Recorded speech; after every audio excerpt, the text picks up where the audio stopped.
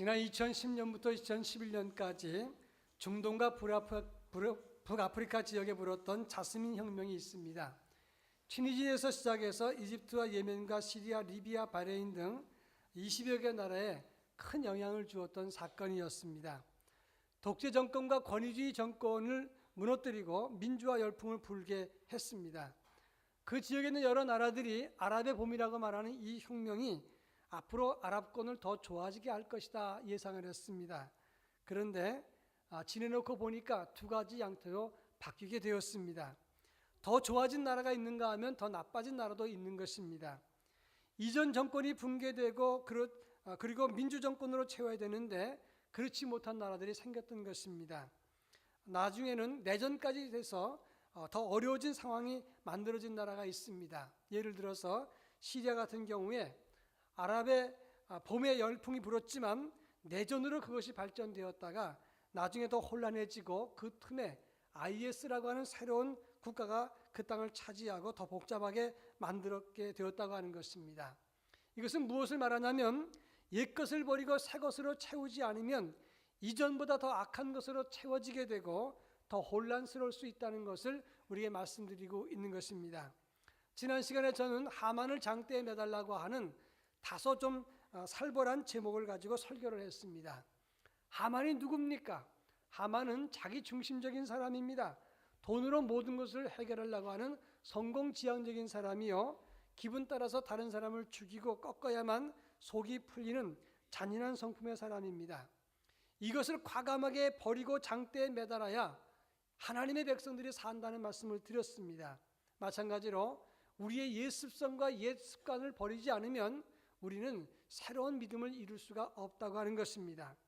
이제 과감하게 지나간 1년을 버렸으면 이제 새로운 영성과 경건으로 하나님의 신성으로 우리의 삶을 채워야 바르게 세워지는 그리스도인이 될 수 있다고 하는 것입니다. 바라기는 금년 한 해 출발부터 하나님의 은혜로 채워지고 하나님의 사랑과 신성으로 채워질 수 있기를 주의 이름으로 축원합니다.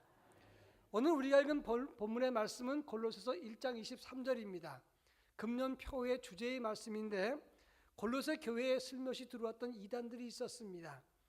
율법을 강조하면서도 금욕을 강조하고 영지주의 이단이었던 혼합주의 이단이었습니다. 그 이단들이 들어와서 교회를 어지럽혔을 때 사도 바울은 감옥에 있으면서 그들이 거짓 신앙과 거짓된 이단을 이기려면 너희 모두가 그리스도 안에 든든히 서야 된다 이렇게 강조하면서 골로새서를 기록했습니다. 그래서 골로새서는 기독론이 강조된 서신입니다. 오늘 1장 23절에 보면 너희가 세상의 악한 가르침과 거짓 신앙을 극복하려면 그리스도 안에서 복음의 소망에서 흔들리지 않아야 된다 이렇게 강조했다고 하는 것입니다. 이 본문의 말씀을 보면서 오늘 복음의 재발견, 바르게 세워지는 그리스도인이 어떠한 의미를 가지고 있는가, 우리는 어떠한 영성으로 채워져야 바르게 세워지는 그리스도인이 될 수 있는가, 이것을 함께 나눠보도록 하겠습니다. 먼저 23절 말씀을 다 같이 한번 읽어보도록 하겠습니다. 23절, 만일 너희가 믿음에 거하고 터 위에 굳게 서서 너희 들은 바 복음의 소망에서 흔들리지 아니하면 그리하리라. 이 복음은 천하 만민에게 전파된 바요 나 바울은 이 복음의 일꾼이 되었노라. 오늘 본문에서 만일 너희가 믿음에 거하고 터 위에 굳게 서서라고 말씀을 했는데 이 23절 초반절의 말씀은 공동 번역에 보면 물론 여러분은 든든한 믿음의 기초 위에 굳건히 서서 이렇게 말하고 있습니다. 든든한 믿음의 기초 위에 굳게 서서 너희가 믿음에 거하고 터 위에 굳게 서서라고 하는 말씀은 한마디로 말하면 그 다음에 나오는 복음의 소망과 함께 복음으로 굳게 서라 이런 의미를 담고 있다고 하는 것입니다. 복음에 바르게 세워지는 성도야말로 바르게 세워지는 그리스도인이 될 수가 있는 것입니다.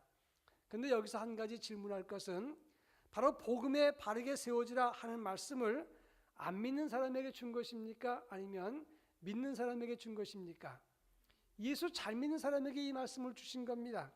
다시 말해서 예수 믿는 골로새 교인들에게 복음으로 바르게 세워져라 이렇게 말씀을 했는데, 자 그러면 예수 믿는 사람에게 복음이 필요합니까? 안 필요합니까? 예수 없는 사람에게는 복음의 제시가 필요합니다. 그런데 왜 믿음을 가지고 복음을 가진 사람들에게 복음으로 굳게 서라 이렇게 말했느냐 하는 질문입니다. 이 말은 두 가지 의미가 있는데, 첫째는 지금 골로새 교인들이 복음의 삶에서 희미해지거나 이탈됐거나 떨어졌거나 약화됐다는 것을 말하는 것이고, 또 한 가지는 이미 복음을 받은 사람들에게는 복음의 제시가 아니라 복음의 재발견과 재해석이 필요하다는 것을 말하는 것입니다. 금년도 우리 교회 표어가 복음의 재발견, 바르게 세워지는 그리스도인이라고 했는데, 여기서 말하는 복음의 재발견이라고 하는 것은 복음을 다시 배우라는 뜻이 아닙니다. 복음의 말씀, 다시 말해서 복음의 관점, 하나님의 사랑과 은혜와 역사의 주관되신 하나님의 그 역사에 주관하시는 그 섭리적 관점에서 우리의 삶을 재해석하고, 그리고 복음에 합당한 삶으로 세워져야 된다는 것을 말하는 것입니다. 제가 구약의 예를 하나 들어보겠습니다. 창세기 45장에 보면 요셉이 애굽의 총리 대신이 되었을 때에 자기 형들이 식량을 구하기 위해서 요셉을 찾아오는 장면이 나옵니다. 그때 요셉은 자기 형들을 보면서 감정을 억누르지 못해서 자기가 요셉인 것을 발표를 합니다. 그것을 밝혀줍니다. 큰 충격에 빠진 것은 형들이었습니다. 은 20을 받고 요셉을 애굽의 노예로 팔았습니다. 죽은 줄 알았던 이 요셉이 애굽의 총리가 되어서 자기들 앞에 서 있습니다. 이 모습을 보고 형들은 죽었다라고 생각을 했습니다. 두려워 떨었습니다. 벌벌 떨면서 이제는 우리가 죽은 목숨이다 생각을 한 것입니다. 그런데 요셉이 뭐라고 말하냐면, 하나님의 큰 구원으로 당신들의 생명을 보존하고 당신들의 후손을 세상에 두시려고 나를 당신들보다 먼저 보내셨나니, 그런즉 나를 이리로 보낸 것은 당신들이 아니요 하나님이십니다. 하나님이 나로 하여금 바로의 아버지 삼고 온 집의 주로 삼으시며 애굽 온 땅의 통치자로 삼으셨습니다 라고 말을 하는 장면이 나옵니다. 고난과 불행한 가정사에 대해서 이 요셉은 한마디 하지 않습니다. 여러분, 기구한 팔자 타령이나 형들이 나를 은 20에 팔았지, 그거 어디에 썼어? 또는 내가 이제 애굽의 총리 대신이 됐으니 너희들은 죽었다, 아니면 자기 자랑이나 자기 공짜 한마디 없습니다. 이 요셉의 형들이 두려움에 떨어서 아버지가 죽고 난 다음에 요셉을 찾아와서 벌벌 떨면서 우리는 당신의 종입니다 말했을 때 요셉이 뭐라고 말합니까? 내가 어찌 하나님을 대신할 수 있겠습니까? 당신들은 나를 해하려 했지만 하나님은 그것을 선으로 바꾸사 오늘과 같이 많은 백성의 생명을 구원하게 하셨습니다 라고 고백을 했습니다. 무슨 말이냐? 고난과 불행한 가정사도 하나님의 은혜와 사랑의 관점으로 역사의 주관자 되신 하나님의 섭리 속에서 해석을 하고 있고, 그래서 가정의 화목을 만들고 그리고 복음으로 성숙한 믿음의 모습을 보였다고 하는 것입니다. 바로 이것이 복음을 재해석하는 것이고 재발견하는 것이다, 그런 말씀입니다. 제가 아는 집사님 한 분은 남편이 평생 술을 먹었어요. 그냥 술을 먹다 못해서 또 먹고 그래서 술 취하면 가정에서 폭력을 행사하고 가족 모두가 다 불안하게 떨었습니다. 얼마나 돈을 많이 없앴는지 부모가 물려준 예산 다 까먹었습니다. 사업한다고 빚을 잔뜩 지어놓고 술 먹다가 혈관이 파열돼 갖고 뇌출혈이 있었습니다. 한쪽에 풍이 왔어요. 그런데 그 풍이 왔는데도 여전히 사업한다고 그리고 또 술 먹고 하다가 그리고 또 망쳤습니다. 그러다가 몸이 조금 회복되니까 그 풍 맞은 몸으로 술 먹으러 가다가 교통사고로 죽었습니다. 그 장례식에 제가 참석을 했는데 이 부인 되신 집사님이 뭐라고 말하냐 가만히 생각해 봤어요. 남편이 술 먹다 죽었습니다.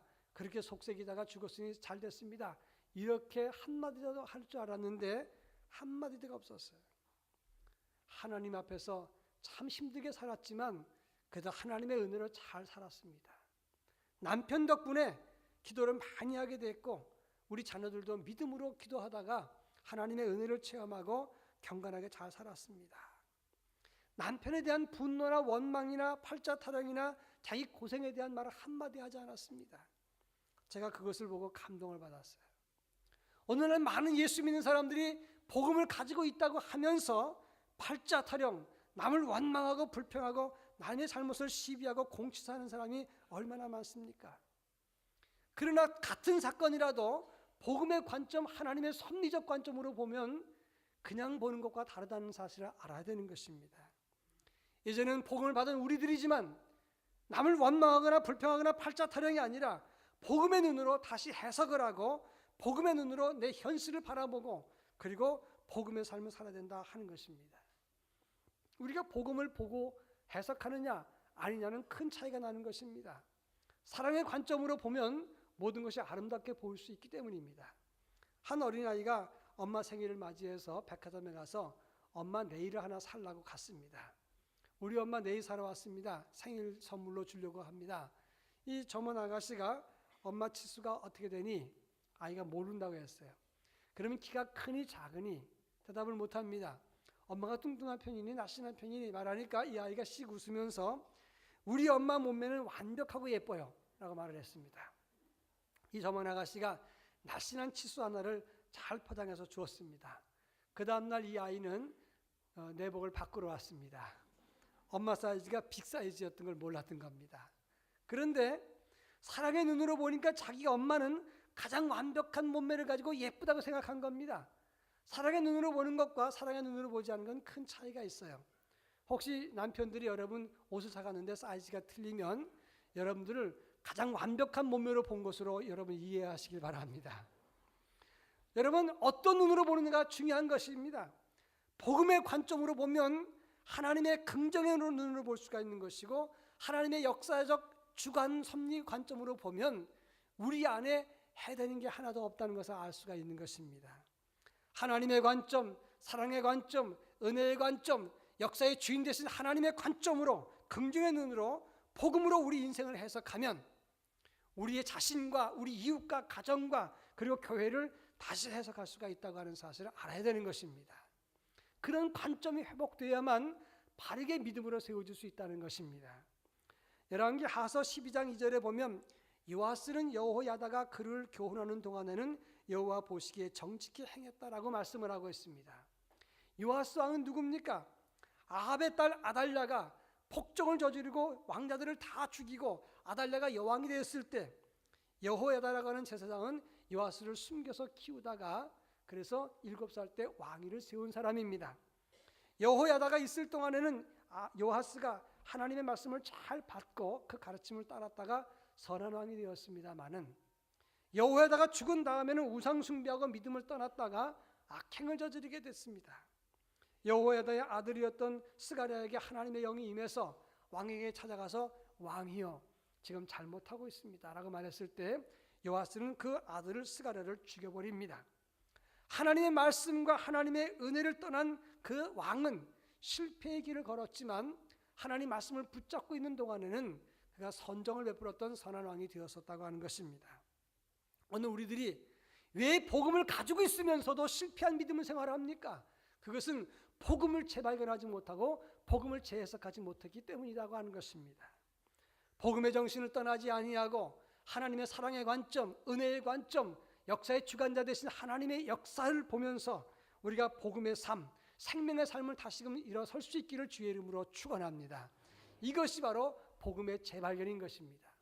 그런가 하면 23절에 보면 너희 들은 바 복음의 소망에서 흔들리지 아니하면 그러하리라 라고 말씀했습니다.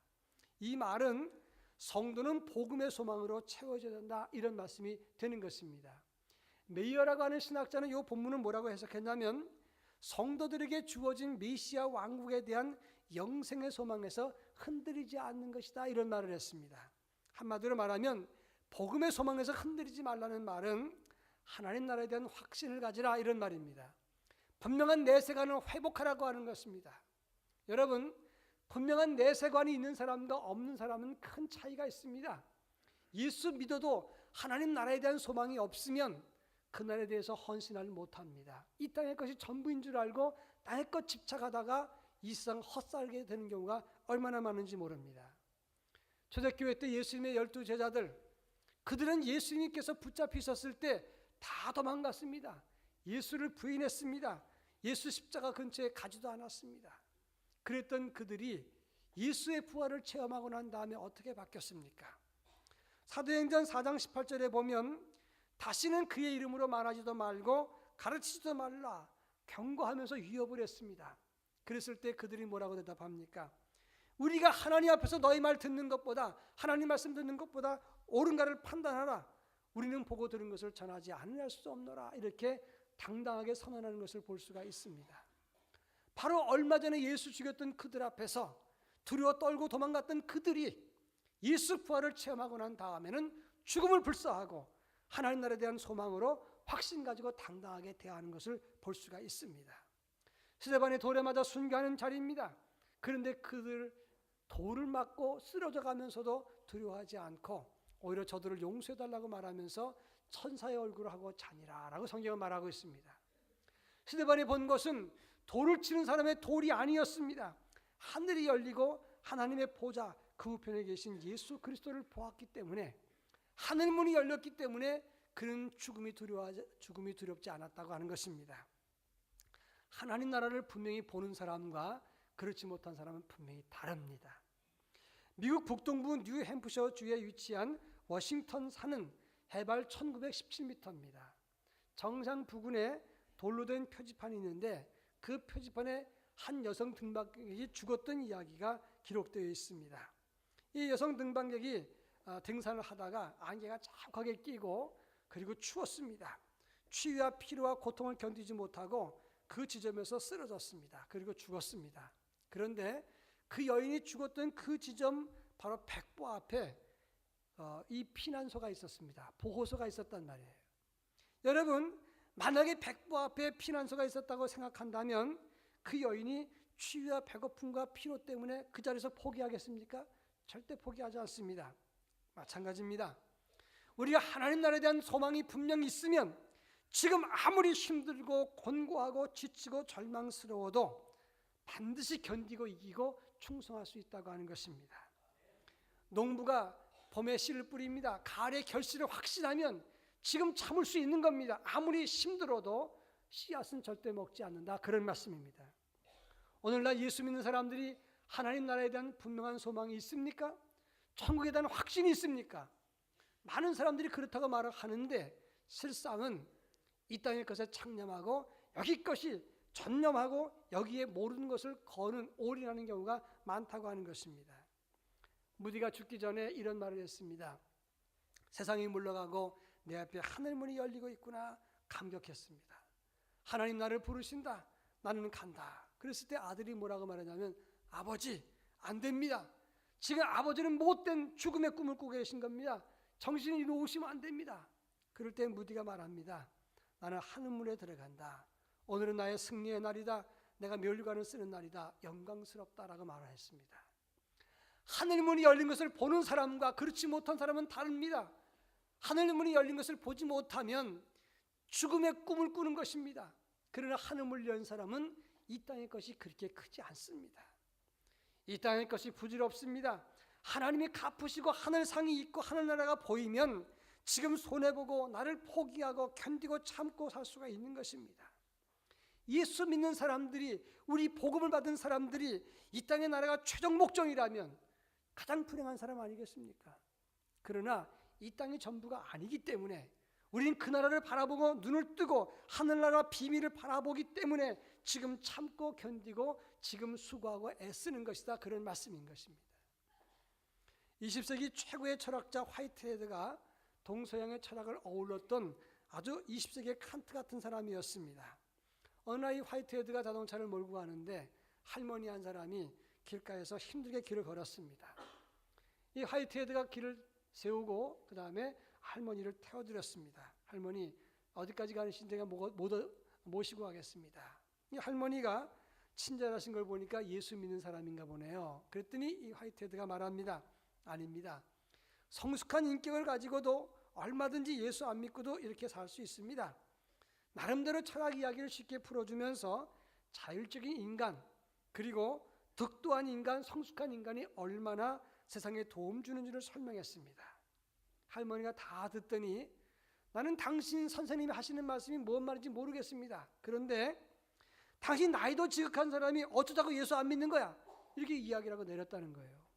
이 화이트헤드가 세계적인 석학인데 그 할머니 얘기를 듣고는 마음속에 두려움이 떠나지 않은 거예요. 평안이 사라져버렸습니다. 맞아, 내가 곧 죽을 텐데 내 나이 점점 들어가는데 뭐지? 그러다가 고민하다가 교회 나가서 복음을 받게 되었다. 그런 이야기가 있습니다. 아무리 천하의 철학자라도 도덕과 논리가 있고 성숙한 사람이라도 하나님 나라가 열리지 않으면 아무것도 아닙니다. 예수 믿는 사람마저도 하나님 나라가 보이지 않으면, 하늘 나라에 확신이 없으면 소망에서 흔들리지 않아야 되는데, 흔들리면 예수 믿는 사람마저도 엄밀한 의미에서 이 땅의 것 파먹고 살다가, 이 땅의 것을 창념하고 살다가 아무것도 아니게 허무하게 무너지는 경우가 많다고 하는 것입니다. 바라기는 하나님 나라에 대한 분명한 소망과 확신 속에 다시 일어서는 하나님의 백성이 될 수 있기를 축원합니다. 마지막 세 번째, 나 바울은 복음의 일꾼이 되었노라고 선언했습니다. 여러분, 복음의 일꾼 된 것을 회복해야 우리가 바른 믿음으로 일할 수 있는 것입니다. 웨이터 룰이라고 하는 말이 있습니다. 세계적인 경영인들이 전문 경영인이나 사업 파트너를 구할 때 쓰는, 감별할 때 감별법이 웨이터 룰이라고 합니다. 함께 식사하자고 모셔다 놓고 웨이터나 종업원들에게 하는 행동을 보면 그 사람이 어떤 사람인지 알 수가 있답니다. 그 종업원들에게 함부로 대하는 사람은 절대 파트너 삼지 마라. 이것이 룰이에요. 우리나라는 조금 바뀌어서 캐디 룰이라고 합니다. 골프 치러 갔을 때 라운딩 하면서 상대방의 매너나 캐디한테 대하는 태도를 보면 그의 인격을 알 수가 있다고 합니다. 골프 좀 친다고 하면서 어떨 때 안 맞는다고 계속해서 불평하고 캐디들한테 함부로 하면 그 사람이랑 골프 치지 말라는 겁니다. 그게 바로 캐디 룰이라고 하는 겁니다. 제가 왜 이 말씀을 드리는 거 아니? 마찬가지입니다. 오늘 예수 믿는 사람들이 복음을 발견한 사람인가를 알려면 그 사람의 진정 복음의 일꾼으로 일하는가를 보면 그 사람이 복음을 받은 사람인지 복음을 확인한 사람인지를 알 수가 있다는 것입니다. 예배의 성공자가 되지 못하면서 삶 속에서 복음의 본이 되지 못하면서 복음을 위해서 수고하지 않으면서 복음을 만났다고 말할 수는 없는 것입니다. 복음의 일꾼이라는 것이 무슨 뜻입니까? 우리가 주의 일을 할 때 어떤 마음으로 어떤 자세로 하느냐, 이것에 따라서 복음의 일꾼이 판가름 나는 것입니다. 사실 주의 일을 할 때는 직책 때문에 할 수도 있어요. 항전직이기 때문에, 권사나 집사가 장로이기 때문에, 목사이기 때문에 억지로라도 할 수가 있습니다. 그건 직책 때문에 하는 것입니다. 어떤 경우는 상급 때문에 할 수 있습니다. 칭찬이나 체면 때문에 할 수도 있어요. 어떤 경우는 어쩔 수 없는 상황 때문에 밀려서 하는 경우도 있습니다. 제가 모셨던 목사님 한 분은 시골에서 고등학교 시절에 폐병 3기가 됐어요. 그 당시 폐병은 지금의 암병과 같습니다. 고등학생이 폐병에 걸려서 각혈을 하니까 이제 학업을 잠시 휴업을 하고 이제 집에서 쉬었습니다. 경상도 산골의 작은 마을이었는데 시골 교회를 나갔더니 그 시골 교회 교육자가 없었어요. 그 마을에 청년 한 사람이 그냥 설교인지 아닌지 설교를 하고 교인 몇 사람이 모였는데 이분이 그 교회를 나간 겁니다. 그런데 어느 날 이 청년이 나 서울에 볼 일 있으니까 네가 설교해라. 그리고 맡긴 거예요. 아니 고등학교 다니던 사람이 폐병 때문에 집에 있는데 설교하라니까 어떻게 설교합니까? 책 한 권 주는데 이분이 쓰던 남의 집 설교집을 주면서 이거 보면서 적당히 해라 그랬다는 거예요. 이 고등학교 3학년도 안 된 이 학생이 집에 있으면서 설교집을 뒤지다가 라디오 방송을 들으면서 그 주일 간신히 설교를 했습니다. 설교할 사람, 젊은 사람은 자기밖에 없었다는 겁니다. 그런데 서울서 연락이 왔는데 나 취직됐다. 교회는 네가 알아서 해라. 교회를 맡아버린 거예요. 이분이 고등학교도 졸업 못한 사람이 그 교회 전도사가 돼가지고 목회를 하게 되는데 내가 설교를 하는지 아닌지 도대체 종잡을 수도 없고 큰일 난 겁니다. 그래서 이분이 엎드려서 기도했다는 거예요. 내가 기도해야 되겠다. 기도 중에 유체 이탈을 체험했어요. 자기 영이 자기 몸을 떠나는 그런 체험을 하게 됐고, 또 한 가지는 폐병 3기병이 그 자리에서 나버렸어요. 그 체험을 하고 난 다음에 신학 공부해서 진짜 목사가 됐습니다. 우리가 주의 일을 할 때 직책 때문에 어쩔 수 없이 또는 상과 칭찬 때문에 체면 때문에 하는 경우가 있습니다. 그러나 복음의 일꾼은 그런 뜻이 아닙니다. 디모데전서 1장 12절에 보면 나를 능하게 하신 예수 그리스도 우리 주께 내가 감사함은 나를 충성되이 여겨 내게 직분을 맡기셨다고 말씀했습니다. 전에는 비방자요 폭행자요 그리고 폭행자요 박해자였지만 죄인 중에 괴수였지만 예수님이 나를 사랑하셔서 오래 참으시고 믿게 하시고 하나님의 일꾼 삼으셨습니다. 이것이 감사해서, 그래서 일생 동안 눈물로 감격으로 자원해서 일하는 것, 이것이 복음의 일꾼이라는 그런 뜻입니다. 오늘 우리가 회복해야 될 것이 이것입니다. 채워야 될 것이 이것입니다. 복음의 재발견뿐만 아니라 하늘의 소망과 함께 복음의 일꾼으로 채워질 때에 우리는 바르게 세워지는 그리스도인이 될 수가 있다고 하는 것입니다. 의과대학을 졸업했던 앤 월터라고 하는 분이 선교사로 자원해서 중국에 가게 되었습니다. 그 당시 중국은 선교사들이 많이 죽는 죽음의 땅이었어요. 아주 유명한 지역이었는데 앤의 어머니가 떠나는 딸에게 210달러짜리 금을 주었습니다. 그 당시 210달러면 꽤 큰 돈이었습니다. 그러면서 엄마가 말하기를 네가 도착해서 일하다가 안전하다는 그런 정보만 가끔씩 좀 보내달라 부탁을 했습니다. 앤이 중국에 들어가서 열심히 일하는 중에 전보가 왔습니다. 기쁘다, 즐겁다, 행복하다. 기쁩니다, 즐겁습니다, 행복합니다. 그냥 안전하다, 그것으로 만족한 게 아니라 이 애는 그 선교지에 가서 너무너무 감격스럽게 기쁘고 즐겁게 일을 했다고 하는 겁니다. 그래서 그런 전보를 쳤어요. 복음의 일꾼은 이런 감격이 있어야 됩니다. 마지못해서 어쩔 수 없는 상황에서 체면 때문에 하는 게 아니라 자원하는 마음으로 기쁘고 즐겁고 행복해야 되는 것입니다. 이것을 회복해야만, 그래야 살아있는 신앙인이라고 말할 수가 있습니다. 바르게 세워지는 그리스도인이라고 말할 수가 있는 것입니다. 금년 새해 복음의 재발견과 함께 복음의 소망과 함께 복음의 일꾼으로 우리가 세워질 수 있기를 바랍니다. 벗어놓은 장갑이라는 글을 보고 은혜를 받았습니다. 제가 읽어드리겠습니다. 벗어놓은 장갑은 힘이 없습니다. 아무것도 할 수 없습니다. 그러나 그 장갑을 누군가 끼면 그 장갑은 자동차를 운전합니다. 맛있는 음식을 만듭니다. 병자를 수술하고 하늘나는 비행기를 운전합니다. 우리는 벗어놓은 장갑입니다. 그러나 하나님이 이 장갑을 끼시면 우리는 놀라운 역사를 창조합니다. 주여, 벗어놓은 장갑 같은 우리를 사용해 주옵소서. 우리는 벗어놓은 장갑입니다. 아무것도 아닙니다. 무엇인가 좀 배웠다고, 돈을 좀 가졌다고, 명성이 있다고 하나님 앞에서 아무것도 아닙니다.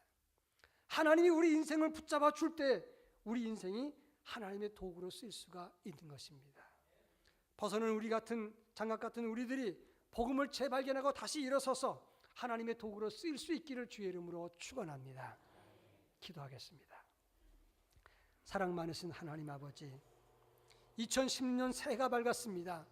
묵은 것을 버리고 새 것을 담아야 새 출발할 수 있는데 예전 생활과 습관을 그대로 간직하면 더 악화되고 더 나빠질 수밖에 없음을 기억합니다. 무딘 신앙이 아니라 살아있는 신앙, 역동적으로 일어서는 믿음의 삶을 살아갈 수 있도록 도와주시되 복음의 재발견, 하늘 소망을 분명히 붙잡고 복음의 일꾼으로 다시금 일어서는 주의 백성이 되게 하옵소서. 벗어놓은 장갑 같은 우리 인생을 주님이 끼시고 붙잡아 주시고 큰 일에 사용하여 주시옵소서. 예수님의 이름으로 기도합니다. 아멘.